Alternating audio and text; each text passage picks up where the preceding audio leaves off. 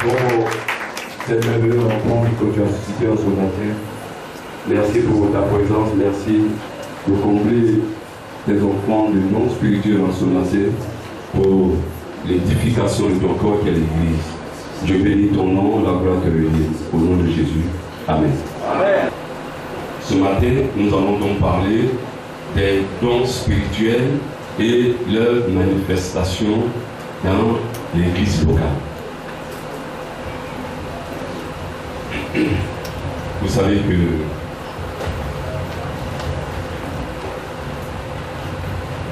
le 7 août 2001, je ne connaissais pas le Seigneur. Et puis, quelque chose de spontané s'est passé dans ma vie. Et ce jour, Dieu lui-même s'est incarné en moi. Il me dit, sinon il me disait, tu vas parcourir les villages, tu vas parcourir les villes, tu vas parcourir les nations et les continents. Et puis, il dit ensuite que les malades seront guéris en son nom. Ensuite, il me dit, dans l'évolution des faits, dis à ton voisin, dis à ton cousin qui est là, que de façon imminente, il sera nommé. 10 jours après, mon cousin a été nommé attaché financier de l'ambassade de Côte d'Ivoire en Algérie. Alléluia. Dis-lui que comme le dernier enfant a 11 ans, sa femme veut avoir des enfants. Mais cela lui est possible. Mais dis-lui que quand il sera nommé, quand il ira à son poste, sa femme prendra grossesse et fera un enfant. Alléluia. Les temps sont venus. Mon cousin a été nommé en Algérie. Sa femme a pris grossesse après 11 ans. Elle a accouché, elle a fait un enfant qu'on appelle Samuel. Alors donc, depuis, les choses ont évolué. Alors, le thème dont nous allons partager ce matin, dont nous allons parler ce matin,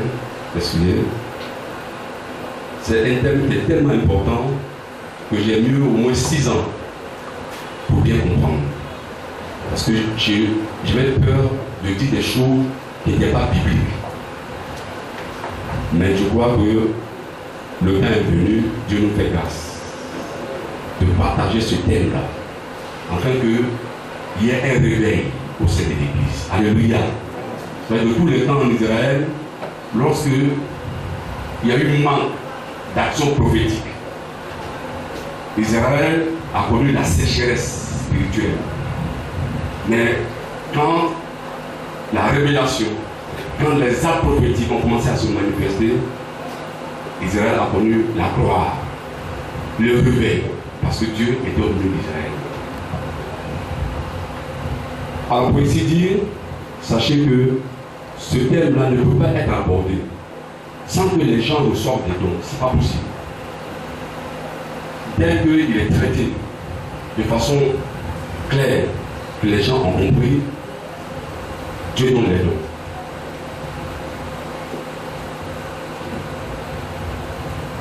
À chacun de vous, Dieu a donné des dons. Il y a certains qui les exercent, il y a certains qui ne font rien.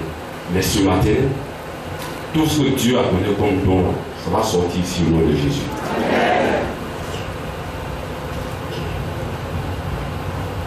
Ceux que le don de la prophétie, vous allez connaître aujourd'hui. Ceux que le don de guérison, le don des guérisons, parce qu'il y a plusieurs types de guérisons, il y a plusieurs types de maladies auxquelles il faut faire recours, il faut donc apporter assistance. Donc on dit le don des guérisons.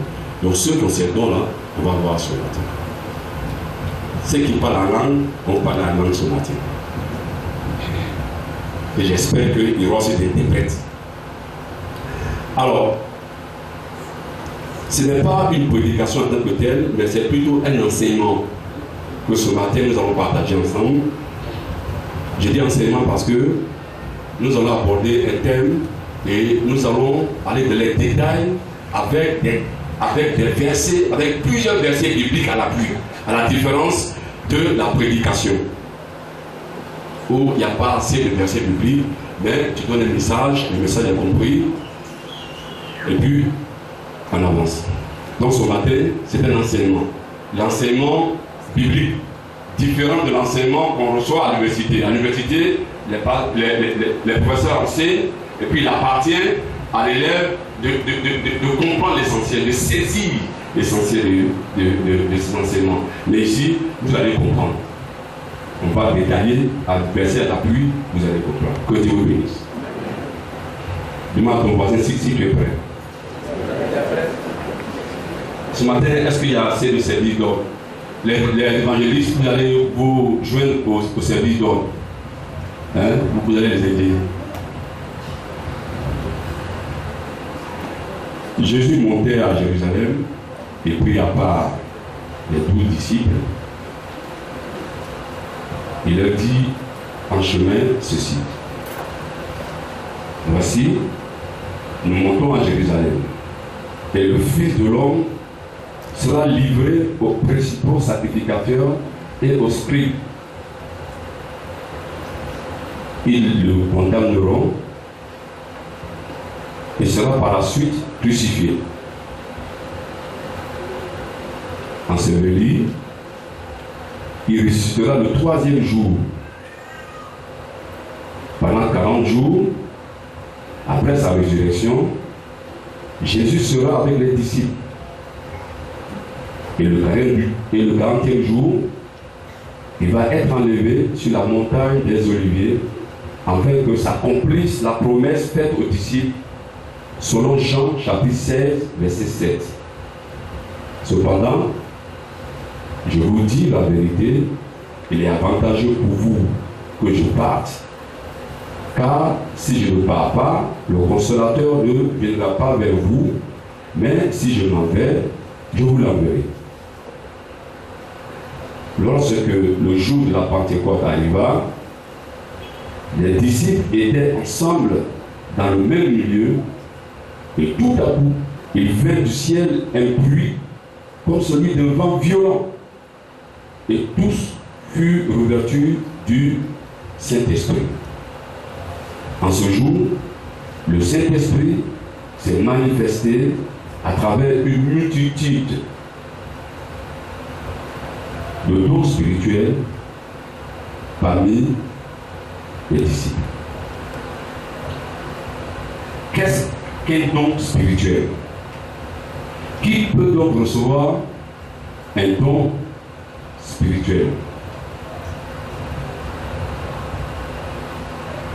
Comment peut-on recevoir un don spirituel?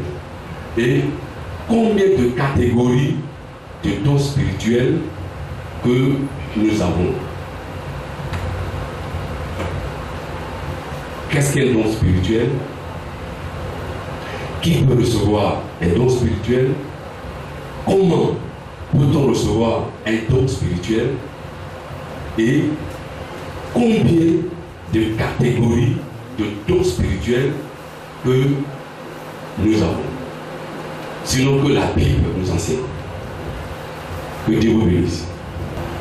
Donc un don spirituel, c'est une capacité ou une aptitude que le Saint-Esprit donne à un croyant. Un don spirituel, donc, est une capacité ou une aptitude que le Saint-Esprit donne à un croyant. Qui peut, après donc, on va définir ce que c'est qu'un don spirituel, qui peut donc recevoir un don spirituel? Nous allons prendre nos Bibles dans le livre de 1 Corinthiens, chapitre 12, verset 7. La manifestation de l'Esprit est donnée pour l'utilité commune. 1 Corinthiens, chapitre 12, verset 7. Alors donc, cette phrase se présente, on peut l'expliquer, sinon on peut la fragmenter en 3 parties. La première partie, C'est la Bible dit, or, à chacun est mis pour qui? Chacun est mis pour les chrétiens. Donc, chaque chrétien, chaque personne qui est née de nouveau, régénérée par le Saint-Esprit, a un don. Alléluia. Donc, ça veut dire que là où tu es là, la Bible nous dit que là où tu es assis là, que tu as un don. Dis Amen. Amen.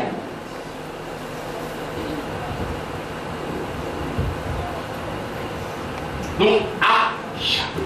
Donc, tous les chrétiens ont sinon un, sinon plusieurs dons qui doivent exercer donc dans l'église locale. Je vous suis. Et ensuite, la manifestation de l'esprit est donnée. À chacun est donnée la manifestation de l'esprit. Donc, c'est le Saint-Esprit qui donne le don. C'est le Saint-Esprit qui donne le don aux chrétiens. Donc quand tu es né de nouveau et que tu es marqué du sceau du Saint-Esprit, alors le Saint-Esprit donc se charge de te donner sinon des dons pour que tu puisses les exercer au sein de l'église locale. Alors donc, il faut que les gens comprennent aujourd'hui. Souvent on dit non, que mon petit frère est né au village, depuis 4 ans déjà, il prophétise. Est-ce que quelqu'un qui a 4 ans, il va à l'église? Même s'il va à l'église, est-ce qu'il est baptisé? Est-ce qu'il a le Saint-Esprit? Alors, mais avec quel esprit il prophétise? C'est l'esprit du diable. Ça veut dire à chacun est donné la manifestation de l'esprit. Et chacun est mis pour les chrétiens qui reçoivent le Saint-Esprit pour que le Saint-Esprit donne des dons. Maintenant, celui qui n'a pas le Saint-Esprit, il manifeste un don. Donc ce don-là n'est pas celui de l'Esprit, n'est pas celui de Dieu. Alléluia. Donc, c'est l'esprit du diable.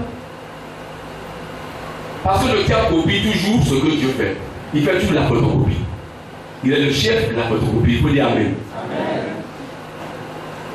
Donc dans nos villages, nos mamans, on dit non, elles font le travail de Dieu.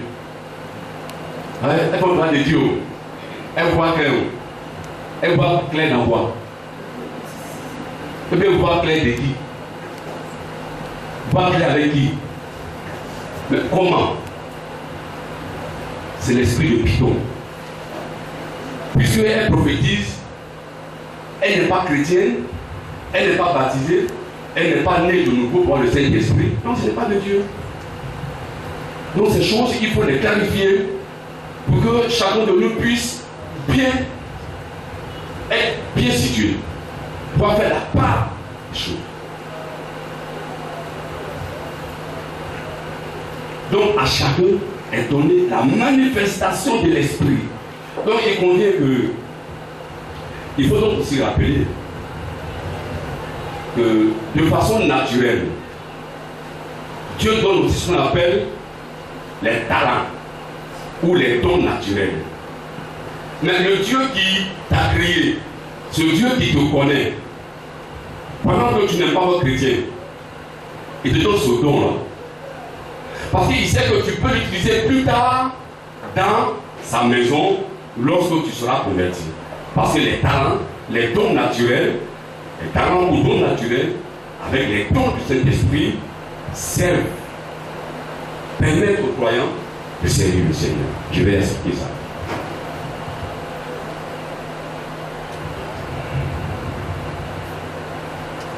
Des personnes qui ont des talents. Tu joues à la guitare, c'est un talent. Parce que de façon héréditaire, il y a des gens dans leur famille qui font la musique. Armand Félix n'est pas un chrétien, mais il a chanté, il a dansé, il a joué à la guitare. Ça, c'est un don naturel. Les frères et les sœurs qui viennent faire la décoration, ça, c'est un talent. Dieu t'a donné ça depuis que tu es né. Ta mère, là, ça fait tout. C'est un talent. C'est un don naturel. Mais c'est Dieu qui l'a donné. Parce qu'il sait que quand tu vas être converti, que tu viendras dans sa maison, ce talent-là sera utile pour sa maison. Parce que ce talent-là sera purifié, donc utile dans sa maison. Alléluia. Donc, on sentit que celui qui fait la décoration, celui qui joue à la guitare, ou bien au piano qui chante, doit être converti. S'il est converti dans la maison de Dieu, on doit sentir cela au travers leur comportement. Le matin, le groupe musical arrive, la première des choses à faire d'abord, on se réunit et on commence à prier. Parce que l'Esprit te demande de prier. Parce que l'Esprit est le moyen par lequel nous pouvons entrer dans le secret, dans les profondeurs de Dieu. Alléluia. Donc la première des choses à faire, les chrétiens ont ce besoin-là de prier. Mais si parmi eux, il y a des gens qui ne veulent pas prier, c'est qu'ils sont encore pareils. Mais ils sont là en tant que des gens qui viennent nous aider.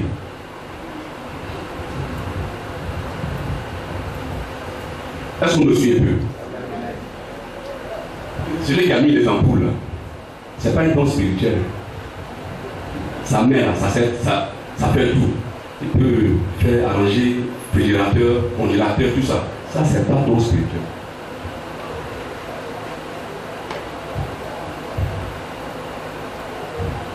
Que Dieu vous bénisse. Ça, c'est un talent. Il est né avec ça. Les gens, ils sont nés avec ça. Donc, Dieu permet cela. Tu peux avoir un talent, il te donne un talent, et quand tu viens, tu te convertis, il se sert de cela, plus les dons spirituels, il se sert de tout ça pour que tu puisses être utile dans sa maison. C'est pourquoi il y a des pianistes, il y a des guitaristes, il y a des gens qui font l'électricité, tu prends un jeune comme cadet, il fait tout, le repas ordinateur, le repas télévision, le repas portable, il fait tout, ça ne peut pas être spirituel, mais comme il est converti, il enseigne. C'est la preuve de sa conversion. Il prie pour les malades sont délivrés. Il fait la délivrance. Ça, c'est la preuve de sa conversion. Ça, c'est des dons spirituels. Que Dieu vous bénisse. Est-ce qu'on suit un peu? Est-ce qu'on suit? Que Dieu vous bénisse. Alors là, je continue pour l'utilité commune. Alors, vous voyez, l'homme n'est pas partagé. Quand j'ai été converti, je suis allé au village. J'ai été programmé 6 mois après pour intervenir lors d'une campagne d'évangélisation. Et ce jour-là, Dieu a fait de grandes choses. On est allé dormir le matin à 6 heures, les gens sont venus. Tout autour de la maison, étaient réunis. Les femmes, les hommes sont venus malades. Et Dieu a fait des choses extraordinaires ce jour. Maman m'a approché. Elle a dit que il ne faut pas faire ça cadeau. Quand Baye vient en loulou, j'ai un peu de peur de qualité. Il faut vendre ça à 500. Peur de qualité, on achète à 50 francs. Moi, je prends ça à 500 pour compenser la prière. Et j'ai une cousine qui est chrétienne aussi, qui m'aime très bien. Elle est intervenue pendant que je priais. Elle dit non. Et ça, là, pour Baye, c'est le diable. Baye n'est pas converti. Mais ça, là, c'est Dieu. Le don que Dieu lui a donné, là, c'est pour l'utilité commune. C'est-à-dire, je prie, Dieu permet que je prie, que des choses se fassent au travers de moi pour son Église, l'Église universelle. Donc, le don que tu reçois, que tu as reçu, c'est pour l'utilité commune. Donc, aujourd'hui, si en vous, jeunes chrétiens, vous vous réunissez quelque part, que vous êtes en train de prier, vous priez, le Saint-Esprit va saisir quelqu'un pour dire, bon, donne cette parole de connaissance. Toi, tu dis, je suis l'Éternel. Tu voyageras dans 1 an, tu auras un visa, tu vas voyager. Ou alors, si c'est une parole de connaissance, tu dis, l'Esprit me dit de te dire. La personne est interposée. L'Esprit me dit de te dire. Ça, c'est une parole de connaissance. Tout à l'heure, on va le dire là-dessus. Alléluia. Est-ce que tu es bien assis ce matin? Il est bien assis ce matin. Que Dieu vous bénisse. Alors donc, c'est pour l'utilité commune.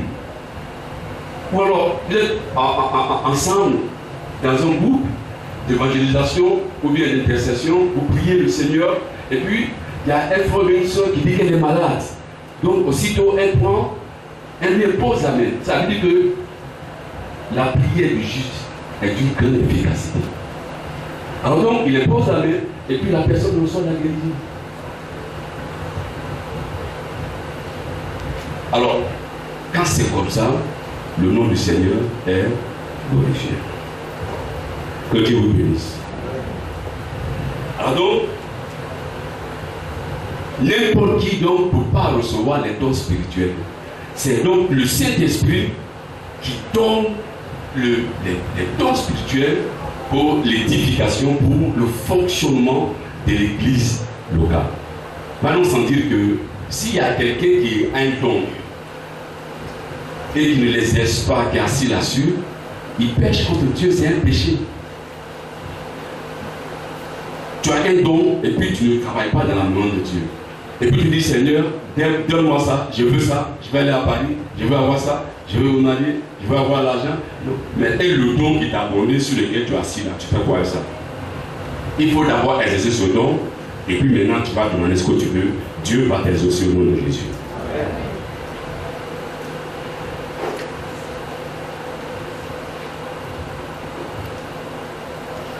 Alors, comment faut-il maintenant procéder pour pouvoir recevoir les dons? Ça, c'est la troisième question. En prendre Actes chapitre 1, verset 13. Quand il fut arrivé, il montait dans la chambre haute où il se tenait d'ordinaire. C'était Pierre, Jean, Jacques, André, Philippe, Thomas, Barthélemy, Matthieu, Jacques, fils d'Alphée, Simon le Zélote et Jude, fils de Jacques. Amen. Amen. Avec le verset 14, tous d'un commun accord persévèrent dans la prière avec les femmes et Marie, mère de Jésus, et avec les frères de Jésus. Donc, vous allez voir que dans Actes chapitre 2, que c'est dans cette persévérance, ils étaient tous ensemble. Alors, donc, le jour de la Pentecôte, Actes chapitre 2, verset 1, donc, ils étaient tous ensemble dans le même lieu. Tout à coup, il vint du ciel un bruit